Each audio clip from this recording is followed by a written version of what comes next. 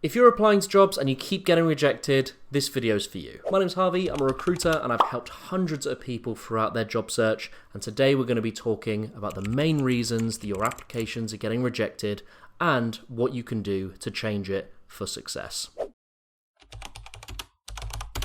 The first most important reason is that your CV or resume is just not up to scratch. If you're not getting invited to interviews, let's have a look at your CV or resume. Look through all of it and make sure that it's clearly formatted and clearly structured, because hiring managers will not take long looking at a CV, especially if they've received lots and lots of applications. If your CV is just unclear, really messy, and not in a clear structure or format, then a hiring manager is probably going to disregard it quite quickly. Make sure your CV is well structured and easy to read, and follow this basic layout. Have your name and your contact details at the top, then followed by your professional profile, so just a quick paragraph summarizing yourself and why you've applied to the job. We'll get onto the cover letter a bit later. Next, talk about your education and qualifications, then your employment experience, then a little bit more about you via your interests, and then end it off by saying references are available on request. This may sound very simple, but it's just a clear, not overly complicated way of detailing your experience, your qualification, and your skills, and a hiring manager is going to have an easier time in reading it. Also, make sure you're not falling short because of spelling, punctuation, and grammar mistakes. Have a real thorough read of your CV, make sure there's no mistakes, make sure there's no kind of grammar errors, because if there are, it could show that you're not really that focused. It could show that you haven't put that much effort into your application, and you don't want to fall short because of that. Also, it's really important that your CV is up to date and relevant, and that you haven't missed off any key details. If you've only got until January 2021 on your CV, for example, or you've missed out the last couple years, a hiring manager is going to be left with more questions than answers, and they're probably going to want to disregard that application a bit quicker. Recent and relevant experience is something that's very important that most hiring managers will look for, so make sure your CV is up to date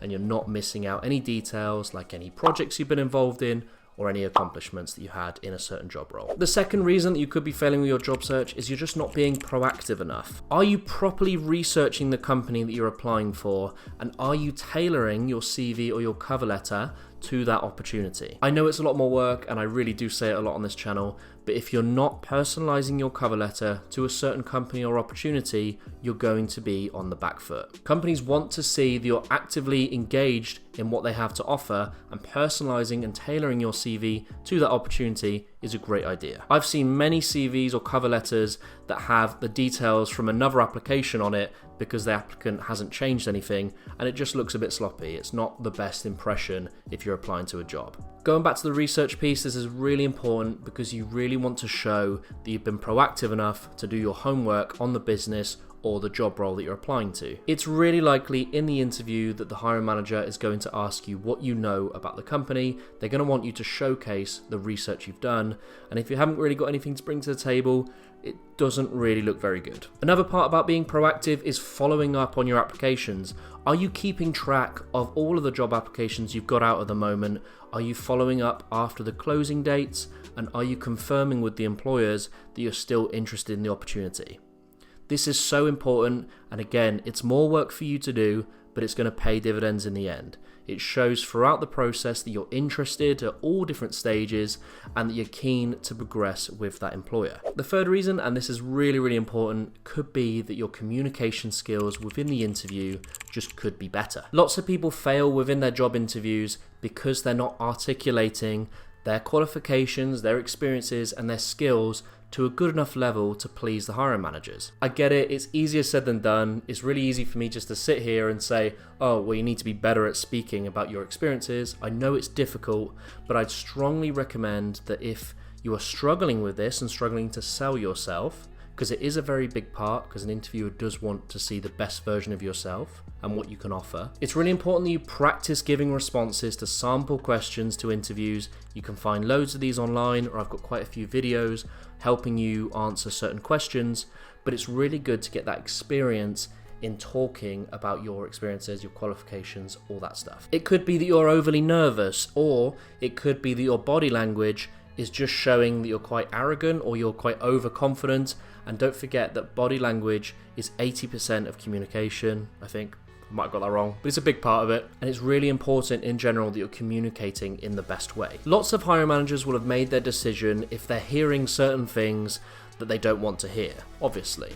So if you're struggling to get across your experiences that you got on your CV, it's going to put you on the back foot. Another way to resolve this, aside from practicing sample questions, is to look through your CV and compare the stuff that you've done to what's on their job description or their job advert. The areas on the job advert or job description are probably what they're going to be asking about in the interview, because they want to know what you can bring and how quickly you're going to be able to settle into the role. The fourth reason why you're not getting hired is you're just not showing enough interest in the opportunity. This is so important. Picture this. The hiring manager is deciding between you and one other person. You both have the same amount of years in that industry, and you also have the same qualifications. The other candidate's being quite nonchalant. They're showing the employer they've got loads of opportunities on the table. They show that they're not that fussed at that particular opportunity. It'll just be good if they get it. Whereas you are showing that you're really keen in the opportunity. You're showing some emotive language that you'd love to be a part of the team, and really just kind of hammering down that you want to be a part of that company. Who do you think they're going to go for? The person who's got the qualifications but doesn't really want to be there that much, or the person who's got the qualifications as well but is really keen to be part of the team? I think you know the answer to that one. It's quite obvious, but it's so important. Really quick and practical ways that you can show that you're interested in an opportunity after your interview is to follow up with an email saying, thank you very much for your time. Just wants to confirm that I'm really interested in the opportunity, especially now that we've talked about it in more detail. You don't have to wait until the interview to show that you're interested in an opportunity either. This can be done right away as soon as you submit your application. After you've done that, maybe 3 to 5 days, if there's no closing date, make sure that you email them or give them a call and say that you're still really interested in the opportunity and you look forward to hearing. It's a very simple 30-second email or 30-second telephone call, but it really goes a long way. The fifth reason you're not getting hired is actually down to quite a few things, and that's factors that are out of your control in the hiring process. There are so many things that you just can't control in the hiring process, and so much stuff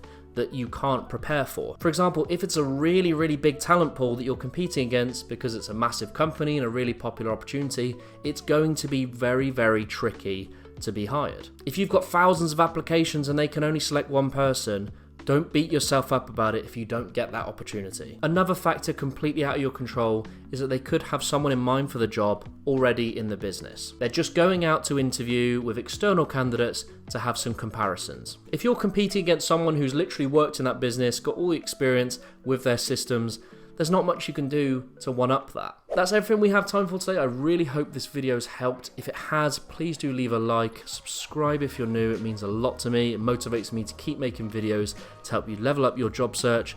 And if this stuff has resonated with you, I really hope you're able to take the information we talked about and take it and use it for something good and get you your next job. But if you do have any questions, leave them down in the comment section below, and I'll look forward to seeing you in the next one.